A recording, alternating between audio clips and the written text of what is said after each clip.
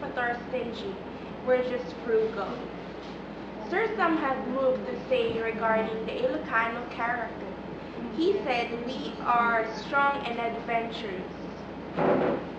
We are also very adventurous because a lot of the forefathers went to Hawaii in search for greener pastures because, as I've said earlier, we don't have much of arable land. So we, in the entire Philippines, we went as far as Davao, in Mindanao, Bukidnon. I remember my aunt teaching there in Bukidnon, and yeah, so we are very adventurous people.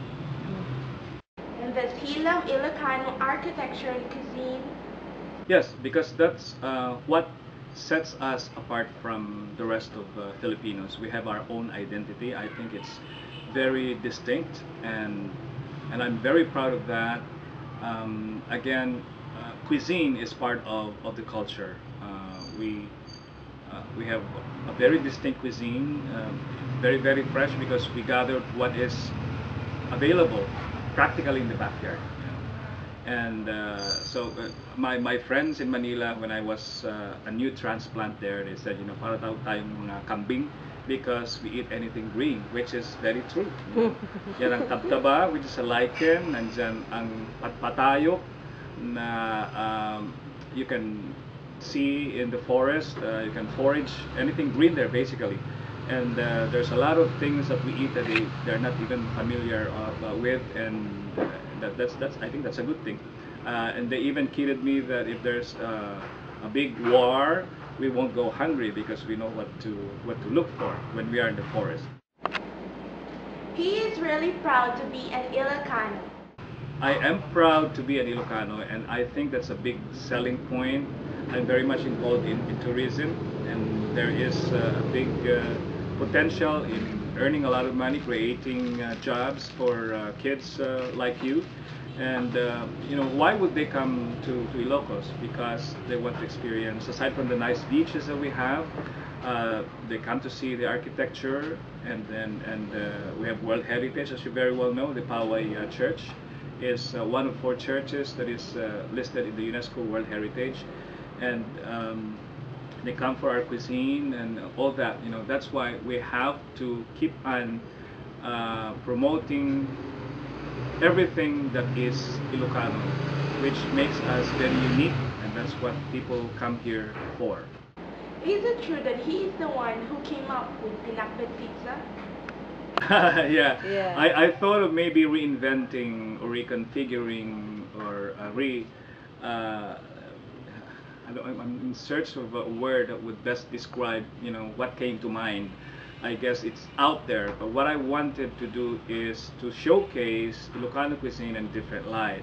And pinakbet has become very universal. Even the Kapampangans claim it to be their own, which is not so. It's ours, which will become more palatable to non-pinakbet eaters, and there's quite a few out there. And even children now of Ilocano heritage that don't like vegetables, but when it is used as a topping in our pizzas, they like it. They say, well, this is not vegetable, it's a pizza. So that sort of thing. And a lot of people, we thought that people will not like it. They think that it is weird, but once they taste it, they really like it. In the past, Ilocos Norte had muted celebration. Suddenly, Ilocos Norte's first Aria Festival was born, and it made a big noise. Mr. Sam is one of the brains behind it. True. We are a major tourist destination, but in order for us to compete and to attract more tourists, there has to be a festival that really would conjure a particular image. Like, Panagbenga in Baguio, when you hear the word Panagbenga, it's flowers. When you hear Sinulog, it's about Santorini. That sort of thing. Mascara, obvious, it's mascara. So I thought, yeah, why not Aria? Because we celebrate, in a way we celebrate death. Kasi when someone crosses over. We have so many traditions that we follow. Another event which was recently held was the first Ilocos Norte Film Festival under the provincial government and the Film Development Council of the Philippines.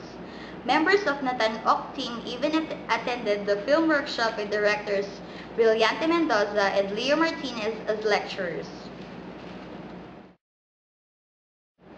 It was under the governorship of Bongbong Marcos when the windmills of Bangi were put up to realize the late Marcos' dream of 100% electrification in the province.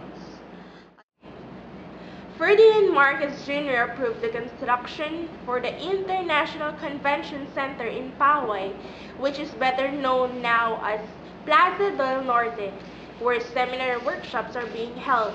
To name a few, we have the first One Luna Festival, dubbed as Looking for Johnny Moon.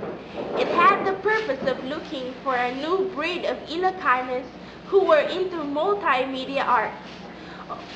In fact, our moderator and coach won the first place in script writing. The province is on the economic map too, because of our newfound dragon fruit which originated in Taiwan.